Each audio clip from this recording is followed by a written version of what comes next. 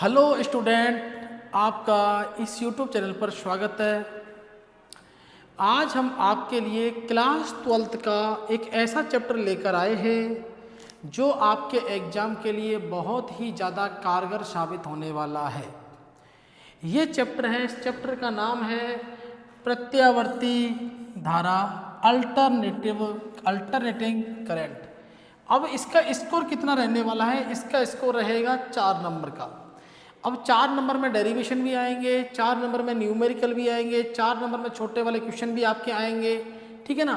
Chapter आपका ये 5 number का रहेगा। एक्चुअल में क्या है, 4 नंबर का मैंने लिखा है कि 4 नंबर का इसमें से एक क्वेश्चन आएगा बड़ा, एक बड़ा क्वेश्चन आएगा लार्ज मतलब बड़ा क्वेश्चन आएगा, जिसमें आपका एक थ्योरी क्वेश्चन आएगा प्लस इसमें न्यूमेरिकल आने की पूरी संभावना है। तो सबसे पहले हम एक बार यहाँ थ्योरी की बात कर लेते हैं, कुछ डेरिवेशन की बात कर लेते हैं और आपको इसका लगातार एक एक करके सारे पार्ट मिलते रहेंगे, ठीक है ना। और आपसे मेरा निवेदन है, अगर आपने अभी तक चैनल को सब्सक्राइब नहीं किया है तो जल्दी से जाके चैनल को सब्सक्राइब करें और बेल आइकन को प्रेस करें ताकि सबसे पहले नोटिफिकेशन आपको मिल सके और जैसे ही हमारी नई वीडियो आती है तो वो आपके पास समय से पहुंच जाए। दूसरी बात, अगर आप शेयर करना चाहते हो आपकी इच्छा से, मेरा कोई प्रेशर नहीं है, तो इस वीडियो को भी शेयर करें, ठीक है। तो हम शुरू करते हैं। सबसे पहला हमारा पॉइंट है कि प्रत्यावर्ती धारा होती क्या है। प्रत्यावर्ती धारा, जिस चैप्टर का नाम है ना प्रत्यावर्ती धारा, तो इस धारा में क्या होता है, वह धारा जिसकी दिशा बदलती रहती है, दिशा आवर्ती रूप से, आवर्ती मतलब लगातार बदलती रहती है, आवर्ती रूप से परिवर्तित होती रहती है, रूप से परिवर्तित होती रहती है। या हम कह सकते हैं कि वह धारा जिसकी दिशा समय के साथ बदलती रहती है, समय के साथ परिवर्तित होती रहती है, समय के साथ परिवर्तित होती रहती है। अब इंग्लिश में देखें इसको, that current which change the direction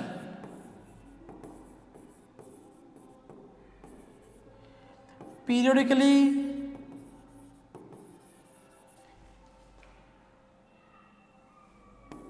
जिसकी डायरेक्शन पेरियोडिकली चेंज होती रहती है, जो समय के साथ में चेंज होता रहता है, वो होती है प्रत्यावर्ती धारा। प्रत्यावर्ती धारा में हमको कुछ चीज़ें और पढ़नी है। जैसे प्रत्यावर्ती धारा के बारे में हम और बात करते हैं तो उसमें आप क्या देखते हो,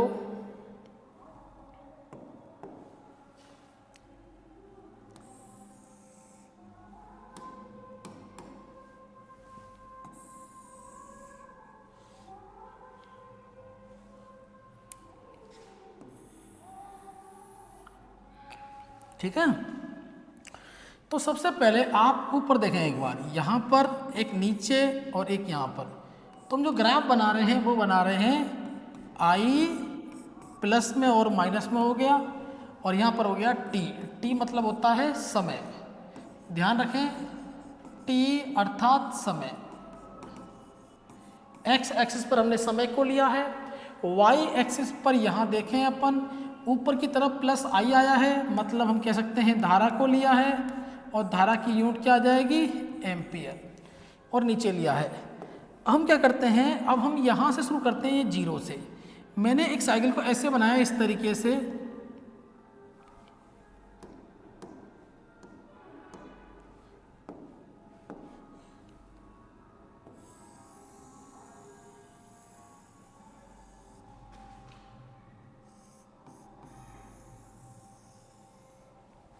ठीक है। अब देखो शुरुआत कर रहा हूं मैं यहाँ से कि टाइम के साथ में बदलता कैसे है, उसके बारे में चर्चा करेंगे। आपको पता है यहाँ पर हम कहानी शुरू करते हैं जीरो से, लेकिन एक कंप्लीट साइकिल यहाँ तक पूरी होती है टी। जैसे आप साइकिल चलाते हो, साइकिल का आधा वाला हिस्सा ये होता है और आधा वाला हिस्सा ये होता है, तो आधा हिस्सा ये हो गया, आधा हो गया, और आधा नीचे वाला हिस्सा हो गया हाफ, मतलब हाफ प्लस हाफ कितना हो जाएगा, पूरा हो जाएगा।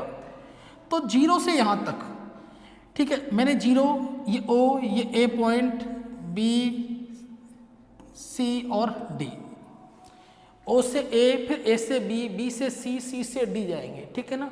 और ऐसे आगे चलते जाओगे, जैसे यहाँ तक आधा आपका T हुआ है, इतना ही आगे कितना हो जाएगा, T प्लस T, ये कितना हो जाएगा 2T।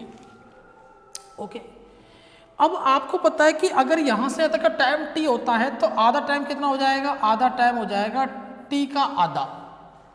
और अगर इसके भी आधे की बात करें, हम यहाँ तक की बात करें, तो ये T/2 का भी आधा हो जाएगा, मतलब हो जाएगा T/4। तो कहने का मतलब ये है, जो आप देख रहे हो ये स्मॉल t की वैल्यू है, ये भी स्मॉल t की वैल्यू है। अगर मैं यहाँ पर एक पॉइंट और ले लूँ तो ये बन जाएगा 3T/4, और यहाँ कितना बनेगा t। तो हमारे पास देखो, आप क्या देख रहे हो, आप देख रहे हो जो करंट की वैल्यू है वो लगातार चेंज होगी। चेंज कैसे होगी उसके बारे में चर्चा करेंगे। 0 से जब आप ए तक जाओगे तब आप कितना टाइम लोगे, टाइम लगेगा आपको कितना, T/4। फिर आप A से B तक जाओगे तो भी यहाँ से यहाँ तक भी T/4 लगेगा, परंतु पूरे में कितना लगेगा, O से B तक T/2। जैसे B से D तक कितना लगेगा, T/2। अगर B से C की बात करें तो B से C की बात करें तो इतना जितना यहाँ लग रहा है उतना यहाँ टाइम लगेगा, उतना ही टाइम यहाँ पर लगेगा, तो यहाँ भी कितना लगेगा, T/4। बट अपन बात करें B से D तक, A से B तक कितना लगा, T/4। B से C तक का टाइम कितना लगा, T/4। फिर C से D तक का टाइम कितना लगा, T/4। अच्छा, O से A तक का टाइम कितना लगा, T/4। तो आप लगातार क्या चीज़ देख रहे हैं स्टूडेंट, आप लगातार देख रहे हैं कि मतलब O से A तक गए, फिर वापस हम नीचे आए, तो सब में टाइम T/4 है। अब देखो ये वाला T/4, ये वाला T/4, ये T/4, ये T/4, सबको ऐड करेंगे टाइम कितना हो जाएगा, T हो जाएगा। इन सबको ऐड करेंगे टाइम T हो जाएगा। कुछ चीज़ें और देखते हैं, मैं ये जो बता रहा हूँ आपके पास स्मॉल t की वैल्यू है। अब इसमें आप क्या देखते हो, जैसे ही आपका पॉइंट मैक्सिमम पर पहुँचता है, यहाँ ये जो आप देख रहे हो इसको बोलते हैं शिखर मान, पीक वैल्यू। पीक वैल्यू, अगर यहाँ पर करंट है तो ये करंट की पीक वैल्यू हो जाएगी, और अगर यहाँ पर V होता तो ये वोल्टेज की पीक वैल्यू हो जाती है। इसको अपन बोलेंगे शिखर मान, शिखर मान। और शिखर मान को लिखा किससे जाएगा, शिखर मान को भैया लिखा जाएगा किससे, I0 से, ठीक है। ये सबसे ज़्यादा वैल्यू है। अच्छा, अगर माइनस में देखा तो ये वैल्यू यहाँ मिलेगी आपको, क्योंकि एक बार A पर गए, ऊंचाई पर पहुँच गए, वापस B पर आए, तो B पर कितना वैल्यू हो गई, 0। फिर B से C पर गए, C पर कितनी हुई, सबसे कम हुई C पर। C पर सबसे कम कितनी होगी, -I0। जैसे कि यहाँ पर कितनी हो रही है, +I0, ठीक है, -I0 हो चुकी है। फिर क्या करते हैं, अब हम दो फॉर्मूले पढ़ते हैं और हम देखते हैं कि धारा की वैल्यू, करंट की वैल्यू लगातार बदलती कैसे है।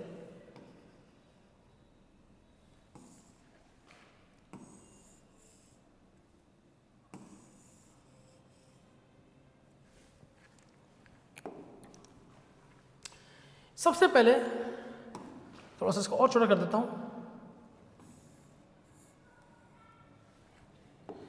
अपन के पास दो वैल्यू होती हैं, एक होती है I = I0 sin ωt, ये जो वैल्यू है वो चैप्टर नंबर 6 से आई हुई है।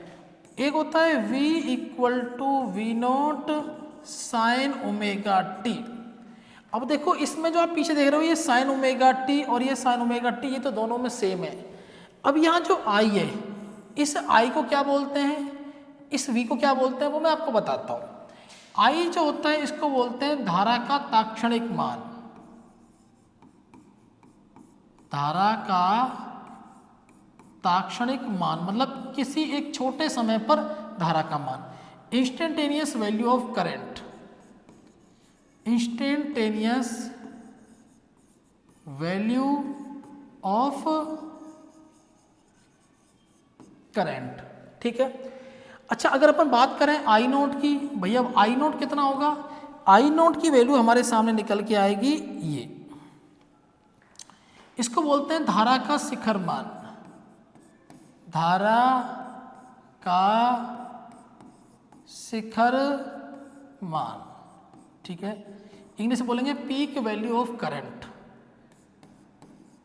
Peak value of current. चलो यहां तक की बात क्लियर हो गई आपकी। चलो भाई, अच्छा अब बात कर लेते हैं कि ये V और V नोट का क्या लफड़ा है।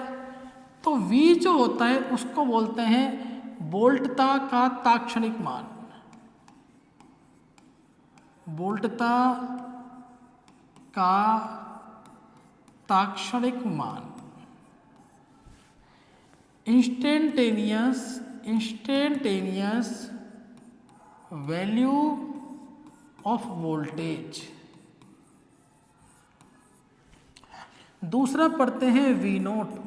V नोट को बोलते हैं विभव का या वोल्टता का शिखर मान। देखो नोट देख के आप समझ जाया करो, वोल्टता का शिखर मान। ठीक है, अब यहां पर एक चीज पढ़ते हैं अपन, ओमेगा इक्वल टू, ओमेगा पढ़ोगे आप 2 पाई अपॉन कैपिटल टी। अच्छा, ये कैपिटल टी क्या है? कैपिटल टी होता है आवर्तकाल। क्या होता है? आवर्तकाल, जिसको अपन बोलते हैं टाइम पीरियड।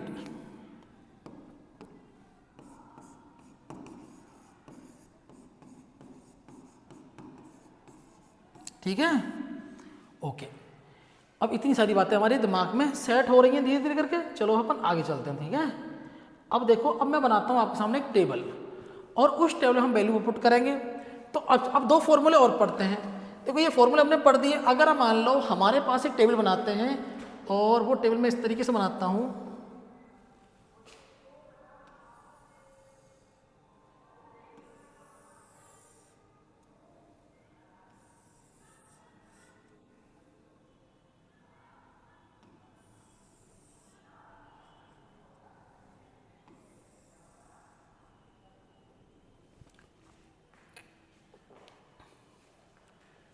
हाँ भाई, सबसे पहले हमने जो वैल्यू ली है यहां पर लिया है हमने टी।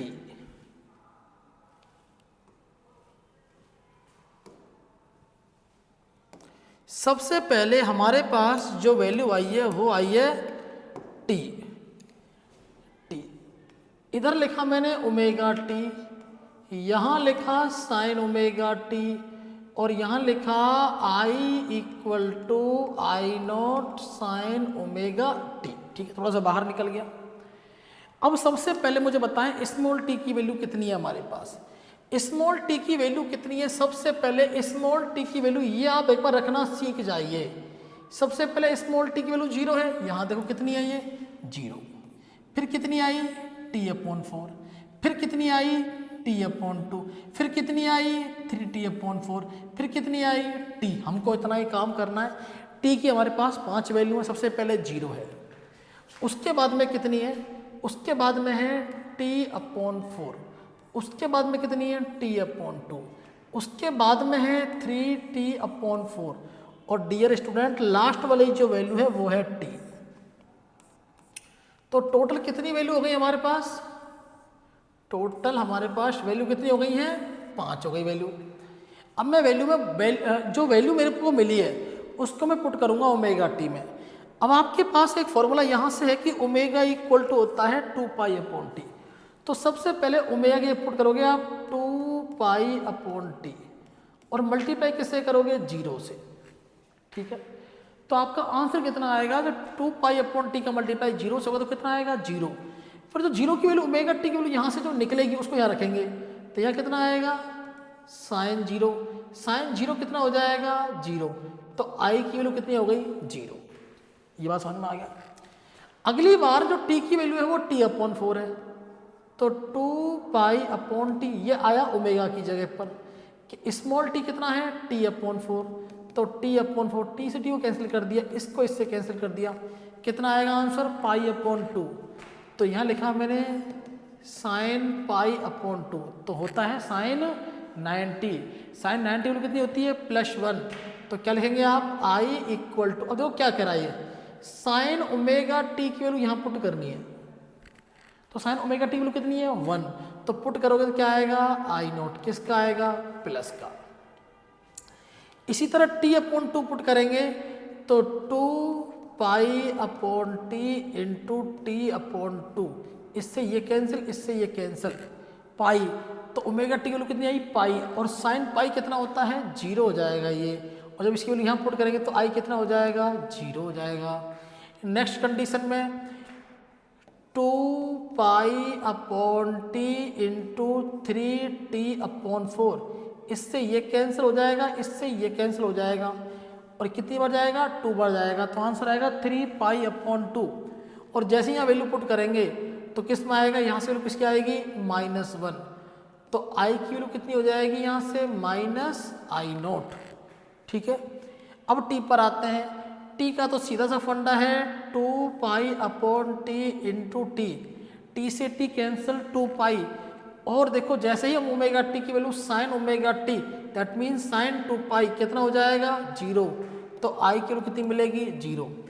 इस सारी बातों से मैं एक चीज़ आपको समझाना चाहता हूँ कि जो करंट की वैल्यू है वो लगातार अल्टरनेटिंग चेंज हो रही है, वो लगातार बदल रही है। ठीक है भाई, ओके। हम थोड़ा सा और आगे लेके चले हैं आपको। अब हम यहाँ पर आपको 2-3 डेरिवेशन की तरफ लेके चलते हैं आपको।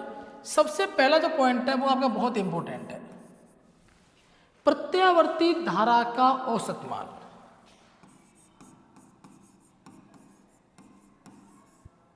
प्रत्यावर्ती धारा का औसत मान। देखो हमने पिछले वाले इसमें मैंने इतना सब कुछ बताया है, इसके पीछे मोटिव क्या है। एक बार करंट की वैल्यू कितनी होती है 0, फिर कितनी होती है +I0, फिर कितनी होती है 0, फिर कितनी होती है -I0, फिर कितनी होती है 0। तो मतलब करंट की वैल्यू लगातार बदल रही है, और जब करंट की वैल्यू लगातार बदलती है तो वो कौन सा करंट होता है, अल्टरनेटिंग करंट होता है, अर्थात वो होता है प्रत्यावर्ती धारा। अब हो सकता है क्वेश्चन आप पे इसके ऊपर आ जाए कि मान लो t की वैल्यू इतनी है तो आप मुझे साइन ओमेगा टी की वैल्यू बताओ, या हो सकता है कि i की वैल्यू पूछ ले, तो वो कुछ भी पूछ सकता है, उसमें उसकी कोई दिक्कत नहीं है। बस आपको हर तरीके से तैयार होकर जाना है क्योंकि आप मेरे स्टूडेंट हो। ठीक है ना, चलो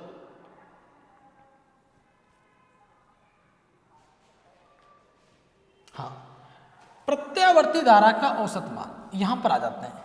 प्रत्यावर्ती धारा का औसत मान आप कैसे निकालेंगे, यहां की बात कर लेते हैं। तो इसका निकालने के 2 तरीके होते हैं हमारे पास। एक तरीका होता है अर्धचक्र के लिए, नाम सुनते जाना, अर्धचक्र के लिए, अर्धचक्र जिसको बोलते हैं हाफ साइकिल। हाफ साइकिल के लिए प्रत्यावर्ती धारा का मान बताना है।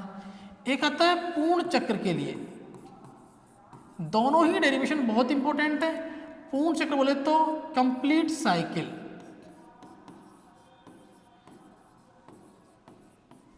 कंप्लीट साइकिल के लिए प्रत्यावर्ती धारा, दोनों की वैल्यू हमको यहां से निकालनी है। तो अब यह आता है कि आधा चक्र के लिए कितना होता है। आधे चक्र के लिए हमें टाइम करना पड़ेगा भैया कितना 0 से t/2, और पूर्ण चक्र के लिए 0 से करना पड़ेगा t। ठीक है, सबसे पहले जैसे कहने का मतलब क्या होता है, अर्धचक्र में क्या होता है, अर्धचक्र का मतलब होता है कि आपको यहां से यहां तक का निकालना है बस। ठीक है, और देखो पूर्ण चक्र का मतलब होता है आपको ये भी निकालना है, मतलब अर्धचक्र मतलब 0 से t/2, और पूर्ण चक्र मतलब 0 से t, मतलब यहां से यहां तक के लिए आ जाएगा आपका पूर्ण चक्र, और 0 से t/2 आ जाएगा आपका अर्धचक्र। तो शुरू करते हैं निकालना, डेरिवेशन फॉर्म में निकालना शुरू करते हैं। प्रत्यावर्ती धारा का औसत मान किसके लिए निकालेंगे, पहले अर्धचक्र के लिए। ठीक है, तो शुरू करते हैं अर्धचक्र के लिए इसका मान निकालना। सबसे पहले आपके पास एक फॉर्मूला है औसत निकालने के लिए, उसको बोलते हैं I एवरेज, या बोल सकते हो आई मीन मतलब होता है माध्य या औसत, ठीक है ना। करना क्या है आपको कुछ नहीं करना है, जैसा मैं बता रहा हूँ वैसे करते चलेंगे अपन। आपको लिखना है आई, फिर लिखना है आपको डी टी, और फिर लिख देना है आपको डी टी। ये एवरेज निकालने का फॉर्मूला होता है, 11th क्लास में अपन पढ़ते हैं। अब कई टीचर इसमें क्या करते हैं, वो क्या करते हैं यहाँ पे 0 से मैं टी अपॉन 2 के लिए निकाल रहा हूँ आधे चक्र के लिए, और ये भी 0 से टी अपॉन 2 के लिए निकाल रहे हैं। तो करते क्या है, वो गलत नहीं करते, सही करते हैं। वो ऊपर आई डी टी कर देते हैं और डी टी कर देते हैं, और यहाँ कर देते हैं ओनली टी, ठीक है ना। अर्ध के लिए बात कर रहा है, तो अर्ध के लिए वो यहाँ पर आधा कर देते हैं टी अपॉन 2, और ये हो जाता है उनका 0 से टी अपॉन 2। देखो अपना भी ये निकल के आएगा, यहाँ भी यही निकलेगा, दोनों का मतलब सेम है, कोई चेंज नहीं है। आप जो लेना चाहें वो ले सकते हैं, ठीक है। इससे एक स्टेप कम हो जाता है, इससे एक स्टेप बढ़ जाता है। तो अब हमको निकालना है, जो निकालना है उसकी तरफ अपन चलते हैं। तो अपन ने लिखा यहाँ पर आई है हमारे पास। सबसे पहली बात तो आई की वैल्यू होनी चाहिए। आई की वैल्यू कितनी होती है, आई होता है I naught sine omega T. ये अभी मैंने थोड़ा सा पहले आपको बताया है। तो आई एम कितना हो जाएगा, आई की वैल्यू पुट करोगे आई नॉट साइन ओमेगा टी, और मल्टीप्लाई किससे हो जाएगा, इस पूरे का डी टी से। चलो ठीक है भाई, डी टी का अब अपन इंटीग्रेशन करते हैं तो स्मॉल टी आता है, और उस पूरे की वैल्यू कितनी आएगी टी बाई 2। तो मैं डायरेक्ट लिख देता हूँ यहाँ पर टी अपॉन 2। ये भी ठीक है, आप चाहो तो यहाँ से डायरेक्ट यहाँ तक आ सकते हो, आप चाहो तो यहाँ से भी डायरेक्ट आप यहाँ तक आ सकते हो। ऊपर वाले में लिमिट लग जाएगी 0 से टी अपॉन 2, ठीक है। अब आपको पता है कि यहाँ से आई एम, हम आई नॉट को बाहर निकालेंगे तो हमारे पास क्या बचेगा अंदर, साइन ओमेगा टी, और उसका मल्टीप्लाई किससे हो रहा है, डी टी से, क्योंकि बिना डी टी के इंटीग्रेशन पॉसिबल नहीं है। इसको अपन डिवाइड में लेके आएंगे तो ये टी हो जाएगा, ऊपर चला जाएगा 2, ओके। यहाँ आपकी लिमिट रहेगी 0 से T upon 2, I M two I naught upon capital T, no change. अब साइन ओमेगा टी का डी टी के रेस्पेक्ट में इंटीग्रेशन होता है, उसका फॉर्मूला मैं यहाँ साइड में लिख देता हूँ आपके लिए। साइन ओमेगा टी का जब इंटीग्रेशन करोगे तब आएगा minus cos omega T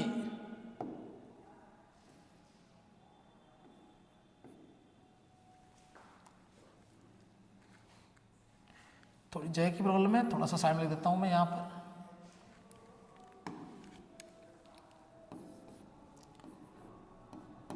sign omega T का इंटीग्रेशन क्या आएगा, minus cos omega T upon omega. देखो जब इंटीग्रेशन होता है तो ओमेगा जो कांस्टेंट होता है वो नीचे आ जाता है, और जो डिफरेंशिएशन होता है जो ओमेगा होता है वो आगे आ जाता है, ठीक है ना। तो sign omega T D T का इंटीग्रेशन कितना आएगा, minus cos omega T upon omega, और भैया जी लिमिट क्या पुट कर दोगे, 0 से टी अपॉन 2। जैसे इस वैल्यू को पुट करेंगे तो बनेगा क्या, I M two I naught upon capital T. आप इस माइनस को बाहर निकालेंगे, आप इस ओमेगा को बाहर निकालेंगे तो ओमेगा हमारे पास कांस्टेंट है, बाहर आया। इस माइनस को भी आप बाहर निकाल दीजिए, क्या बचेगा आपके पास, कॉस ओमेगा टी, और यहाँ से कितना आएगा, लिमिट कितनी है, 0 से टी बाई 2, ठीक है। अभी हम कुछ भी ऐसा हार्ड एंड टफ वर्क नहीं कर रहे हैं, हम आराम से इसको लेके चल रहे हैं और इजीली हो भी रहा है, ठीक है। अब करते हैं अपन I M equal to -2 I naught upon omega T. अभी मैंने आपको थोड़ी देर पहले बताया था कि जो ओमेगा होता है वो होता है 2 पाई अपॉन टी। तो जब मैं इसमें लिमिट पुट करूंगा तो कॉस ओमेगा होगा 2 पाई अपॉन टी, ठीक है। और ये जो स्मॉल टी है इसकी जगह क्या आएगा, एक बार टी अपॉन 2 आएगा, फिर लगाएंगे माइनस, फिर वापस क्या लगाएंगे आप, कॉस, फिर क्या रखोगे आप, 2 पाई अपॉन टी। अब क्या आएगा, लोअर लिमिट कितनी है, 0। चलो बस हो गया, लोड लेने की टेंशन नहीं है, लोड मत लो बिल्कुल, क्योंकि जिंदगी में लोड लोगे समस्याएं बढ़ेंगी घटेंगी नहीं भाई, ध्यान रख लेना। जो काम करना करो, ठीक है, ज़्यादा सोचना नहीं है। देखो टी से अब टी मैं कैंसिल कर देता हूँ, और ये 2 से 2 कैंसिल हो गया, तो क्या वैल्यू बची, cos पाई, माइनस लगा दिया। अब 0 का मल्टीप्लाई जब 2 पाई अपॉन टी से करेंगे तो 0 आएगा, और cos 0 कितना हो जाएगा, यहाँ लिख दिया मैंने cos 0। चलो ठीक है, एक स्टेप और ले लेते हैं। ओके, अब भैया देखो आई एम तो अपनी जगह पर आया, -2 भी सही है, I naught upon omega T, cos pi कितना होता है, -1 होता है, और ये कितना होता है, cos 0 1 होता है, 1 -1 कितना हो जाएगा, -2।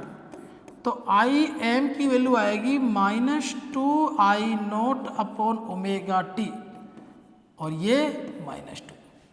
अच्छा, कई बच्चे सोच रहे होंगे कि सर आपने ओमेगा को 2 पाई अपॉन टी रखा है, बिल्कुल रखा है भाई, तो चलिए आप यहाँ भी रखिए, बिल्कुल रखने निश्चिंत रहिए आप। तो आई एम, देखो ये माइनस माइनस प्लस हो जाएगा, ये हो जाएगा 4 आई नॉट, और ये हो जाएगा 2 पाई अपॉन टी, और ये कैपिटल टी। इस टी से ये टी कैंसिल हो जाएगा, 4 को डिवाइड करेंगे 2 से तो कितना हो जाएगा, 2 आई नॉट अपॉन पाई। जब ये सारी वैल्यू हम देख रहे हैं यहाँ पर, तो अपन एक छोटा सा काम और करते हैं कि हम आई एम की वैल्यू डायरेक्ट निकाल देते हैं। आई एम तो मैंने 2 अपॉन पाई किया और इसका मल्टीप्लाई कर दिया आई नॉट से, तो जब हम इसको डिवाइड करते हैं तो आता है 0.637 आई नॉट। अब इसका मतलब क्या होता है, मान लो तुम्हारे सामने एग्जाम में कोई क्वेश्चन आ गया, भाई मैं ये नहीं कह रहा आप ये याद करो, कोई ज़रूरी नहीं है, आप ये वाली वैल्यू तो याद कर लो ना, लर्न करना है इसको, रट्टा मार लो, इसको तो रट्टा मार सकते हो कि sir 2 I naught upon pi. अच्छा, अगर मान ले एग्जाम में क्वेश्चन आ गया, आपको आई नॉट की वैल्यू गिवन हो गई, आई नॉट की वैल्यू क्या हो गई, गिवन हो गई, तो क्या निकालेंगे आप, आई एम निकाल देंगे। सर क्या हो सकती है, मान लो आई नॉट की वैल्यू 2 पाई कर दी, बोलो आई नॉट की वैल्यू 2 पाई हो गई, आपको क्या निकालना है, आई एम निकालना है, तो क्या करोगे 2 अपॉन पाई इंटू 2 पाई, पाई से पाई क्या हो गया, कैंसिल, आई एम की वैल्यू कितनी मिली, 4। तो अब बात ये आती है कि जो एवरेज वैल्यू आई है, जो औसत मान हमारा आया है, प्रत्यावर्ती धारा का जो औसत मान आया है अर्धचक्र के लिए, वो कितना आया है, वो आया है हमारे पास 0.637 आई नॉट। इसका मतलब 2 upon pi into I not. अच्छे से याद कर लें। अब हम चलते हैं सेकंड पार्ट की तरफ।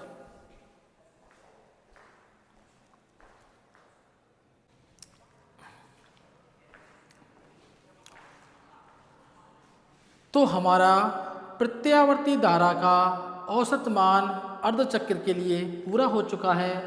अब हम चलते हैं प्रत्यावर्ती धारा का पूर्ण चक्र के लिए। देखो दो हमारे पास स्टेप हैं।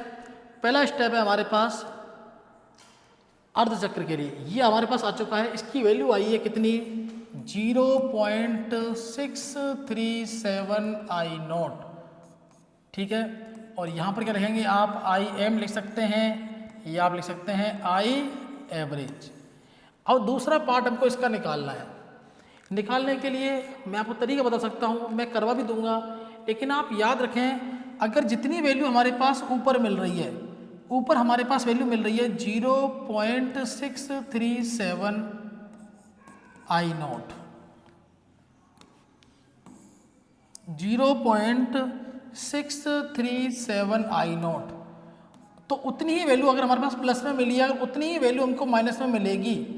तो टोटल यहाँ से यहाँ तक मतलब 0 से t तक प्रत्यावर्ती धारा का औसत मान कितना मिलेगा, 0 मिलेगा। दैट मीन्स कितना मिलेगा, 0 मिलेगा। इस बात को अपने जहन में डाल दें और मैं उसका डेरिवेशन करना शुरू करता हूँ, ठीक है। सबसे पहले आपको क्या निकालना है, आई एवरेज निकालना है, आई एम निकालना है। क्या करेंगे आप, आई डी टी कर देंगे, ठीक है। पूरी साइकिल के लिए निकाल रहे हो तो यहाँ टी हो जाएगा और यहाँ हो जाएगा 0 से टी। आपको पता है कि आई की वैल्यू कितनी आती है, I equal to I naught sine omega T. जैसे ही इस आई की वैल्यू को आप ऊपर पुट करेंगे तो क्या बनेगा आपके सामने, I am, I naught sine omega T का मल्टीप्लाई किससे हो जाएगा, डी टी से। लिमिट कितनी रहेगी, 0 से टी। और अब करने वाले क्या हैं कि अपन टी को नीचे डिवाइड में डाल देते हैं, ठीक है। अब यहाँ से आप आई एम लिखकर आई नॉट जो कांस्टेंट है इसे कहाँ निकालेंगे, इसे निकालेंगे आप बाहर। तो ये आई नॉट बाहर आएगा,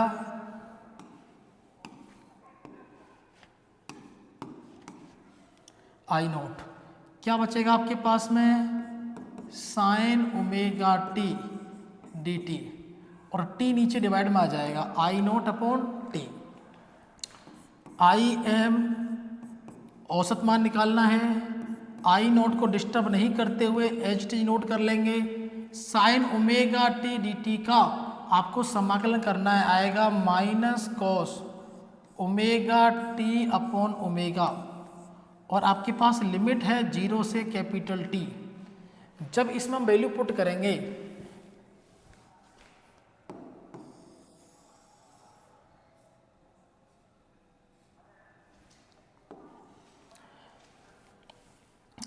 I am I naught upon capital T. I hope आपको यहाँ तक क्लियर हो रहा होगा।